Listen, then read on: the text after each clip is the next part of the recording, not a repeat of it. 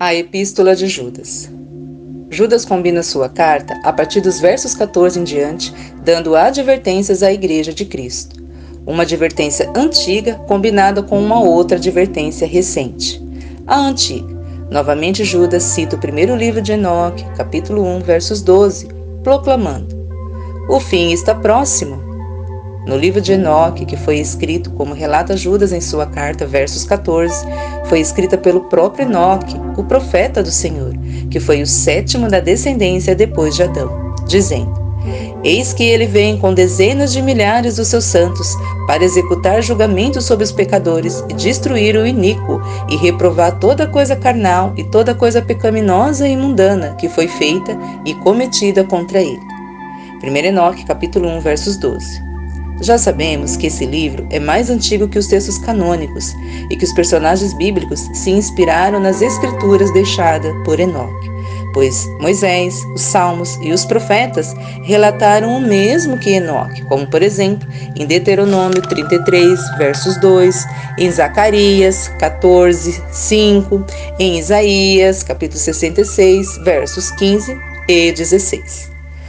O dia da justiça do Senhor sobre os pecados da humanidade se cumpriram com o anúncio do dilúvio para Noé, em Gênesis 6, 11. E Judas também combina uma advertência antiga de Enoque com uma recente dos apóstolos, nos versos 17 ao 19 na carta de Judas, onde as advertências finais dos apóstolos de Cristo se cumprirão nos últimos dias com a volta de Cristo.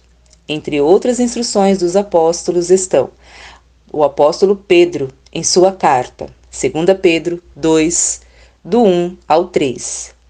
Do apóstolo João, em sua carta, 1 João 4, do 1 ao 6. E do apóstolo Paulo, em sua carta destinada a 2 Timóteo, capítulo 3, versos do 1 ao 9. Eles orientam que mestres corruptos, falsos profetas, virão para distorcer as boas novas de Cristo Jesus. Isso foi o mesmo que Jesus advertiu em Mateus, capítulo 7, versos 15 ao 23. Jesus chamou de falsos profetas, lobos roubadores, maus frutos, árvores duplamente mortas, bajuladores que usam belas palavras e o nome do Senhor em vão, com suas reuniões para enganar aos fiéis. Para esses, Jesus disse, em claro e bom tom: "Eu nunca vos conheci. Apartai-vos de mim, vós que praticais a iniquidade." Mateus 7, versos 23. Incumbência final. Nos versos 20 e 21, Judas dá noções básicas da luta pela fé, a comunidade de Cristo como novo templo de Deus. Nosso corpo é a casa do Senhor, templo do Espírito Santo. 1 Coríntios 6, 19 e 20. E assim, devem construir sua fé na santíssima mensagem da cruz e o centro das boas novas da vida, morte e ressurreição de Jesus Cristo pelos nossos pecados. Deve ser construída num alicerce de Jesus, através da oração em espírito, com fé na Mãe Celestial, na Ruach HaKadosh, que é fundamental para mantermos unidos na fé em Cristo Jesus. Com amor a Deus, em obediência à integridade desse edifício, será mantida em que continuem em alerta para o retorno de Jesus e trazer a sua justiça e misericórdia. Ao fazer isso, Judas também pediu para que os irmãos se ajudassem mutuamente a permanecerem fiéis até a volta de Cristo. Judas conclui louvando a Deus, que é poderoso e único Senhor. Somente Ele pode impedir que nós tropeçamos e caímos de sua graça, pois Ele nos guarda para apresentarmos a Ele sem defeitos ou manchas, contendo alegria e cheios de sua gloriosa presença, por meio de Jesus Cristo, nosso Senhor e Salvador. Versos 24 e 25 da carta de Judas. Mas por que mesmo que Judas cita em sua carta textos que não são considerados partes da Bíblia e são estranhos? como o primeiro livro de Enoque e o Testamento de Moisés.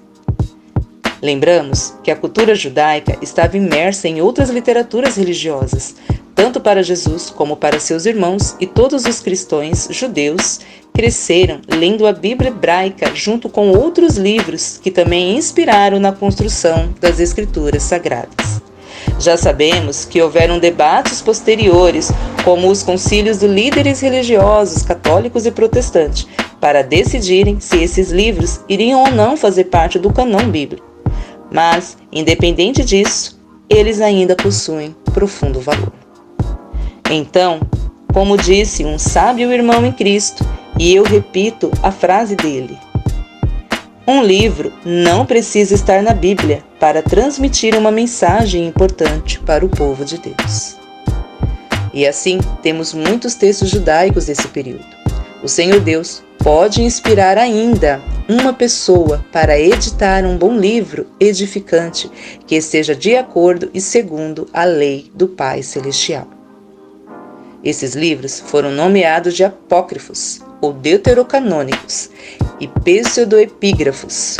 Porém, todos eles foram preservados e lidos entre os judeus e valorizados na comunidade cristã, tratados como parte da tradição bíblica.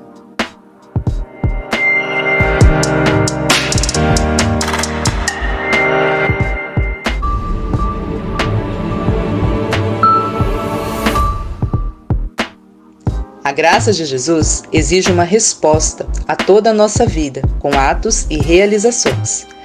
Não apenas por palavras, mas em ações visíveis e reais de bondade e justiça, pois se conhece a árvore pelos seus frutos. Judas não se concentrava em teologias humanas, feitas por mestres corruptos em seu terrível modo de viver. Mas Judas valorizava as escolhas morais. Amar a Jesus e obedecer os ensinamentos. Amar ao próximo como Cristo amou. João 14:15. O modo de vida é indicador daquilo que você realmente é e acredita. A Carta de Judas é, sem dúvida nenhuma, um livro pequeno em quantidade de versículos, porém é grande em significado. Louvado seja o Senhor Jesus Cristo. A Ele glória e majestade, o domínio e poder pertencem a Ele, antes de todos os séculos, na pré-existência. Pertence agora e para todos sempre, sempre e sempre. Amém.